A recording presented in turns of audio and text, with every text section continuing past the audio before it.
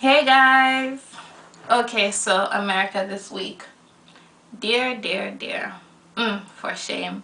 Where does one even start?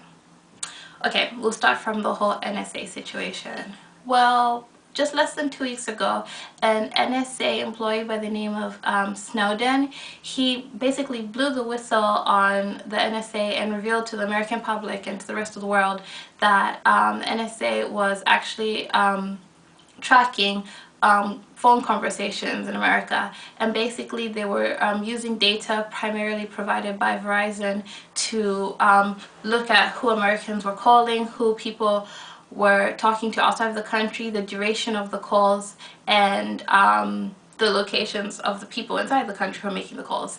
And just to clear the air, because I've heard a lot of people say, oh, they're listening on our conversations. No, no one's actually listening to your conversations. They're just looking at who you're talking to and for how long. And from this information, they're hoping to kind of pinpoint potential troublemakers, and then probably they're listening to their conversations. I mean, still, even though you're not listening to conversations, you're just looking at all the details of the conversations, it's still really messed up and it's still very low.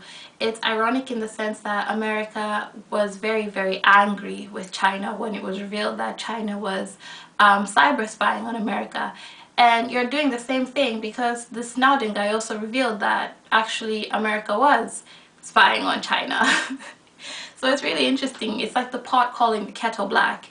Currently, the whistleblower is in Hong Kong, and it's up to the Chinese government to decide whether they're going to extradite him to the US, where they do want to charge him. But I don't see it happening. I really don't see China letting go of him. It's going to be tit for tat, because if you remember last year, they had that blind lawyer activist guy. He was Chinese, and he kind of brought to light some human rights abuse cases in China, and he was given kind of a refuge in America, and they wouldn't give him back to China. So I think that China is going to avenge that situation. I think that he'll be okay in China, well, at least for the time being.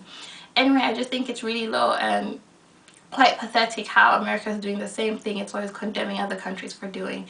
And I mean, I feel like it shows that it's sometimes that we need to kind of have watchdogs in place, even on these kind of superior powers, to keep track on what they're doing as well.